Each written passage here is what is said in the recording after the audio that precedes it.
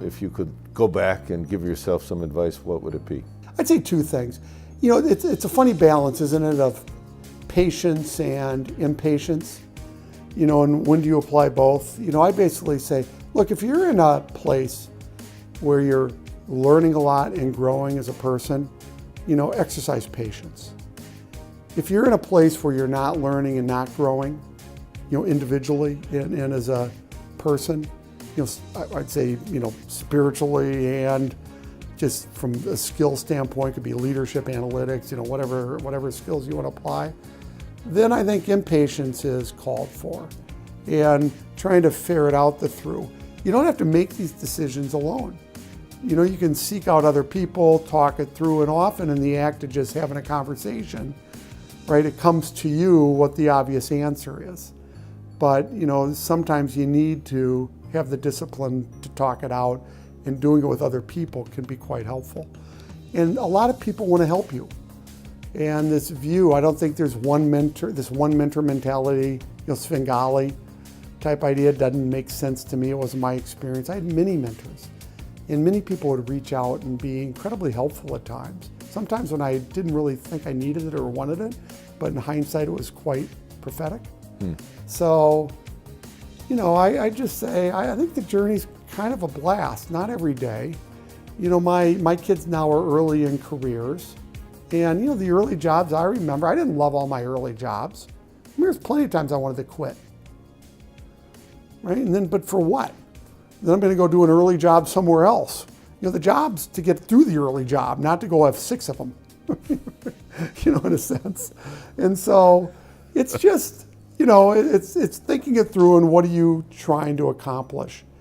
And finally, I think this idea, I had no idea, I didn't even know what a CEO did, probably until my 40s. And so this idea that you're going to know, I think the only people who ever seem to know exactly what they want to do in an early age are doctors. All the rest of us are sort of at sea, floating around looking for some lovely, great harbor. And I think that's fine, right? I think so. Follow it, learn, find it, and the exploration's half the journey anyway. Your career's not met with, all a string of successes, but I think how you handle your mistakes matters too. Are you forthright? Do you own up? Do you learn something? Do you move on? Do you try to hide it? What do you try to do? And how do you try to move forward? And obviously, if the majority of your efforts lead to mistakes, things aren't going to go well, but you're going to have them and you're going to have to deal with them. And sort of how you show up, I think, is probably more a testament to your character than anything else. Get the bad news out fast. Yeah, as I say here, I want bad news moving at lightning speed. If you have good news, send me a letter. We need to know what's wrong and what's going on really fast, because time is your friend or your enemy. And if you don't get it out fast, it's going to quickly become your enemy, right? Because you can't use it anymore. You got to solve things quickly, and that never leaves you many options, right, as you go forward. So the only other thing I'll say is, when I got down, so I was in Europe and I got put in this new business we had just bought called K Chemical. It's a great company.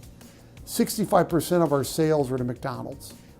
And within 3 weeks of posting down there, right after we buy the company, I'm at a McDonald's convention in New Orleans, and an old friend from P&G who's now working for a competitor comes by me and says, I don't know if you've heard, but you're going to lose the business.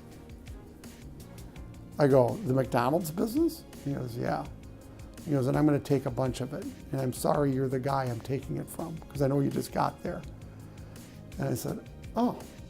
So sure enough, a week later, we get a call from McDonald's, and they tell us they're going to take half of the U.S. business, which is a third of our volume.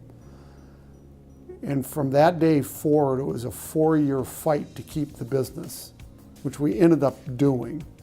And I would just say that journey was probably my best leadership journey, because the first thing that goes through your mind is, woe is me. How could this happen to me? I just got here. It's not my fault.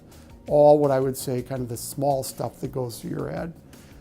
And over a period of time, you start realizing, and mine was watching people drive in for the second shift every day at 3 o'clock, And the only place they had to work there was at K, because all the other industries had left town. You know, it was an old furniture town, and prior to that it was a textile town. All those industries had moved offshore. And it's when you start working for other people instead of for yourself that you end up to become, I think, a much more powerful and effective leader.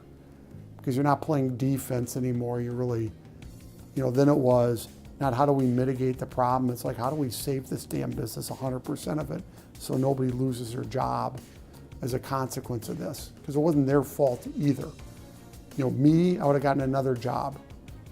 Those folks who had families, were more rooted, right, were from Carolina, were in a very different situation if you didn't get it. And so it's sort of those learnings and how do you grow as a person that probably are the best part of careers.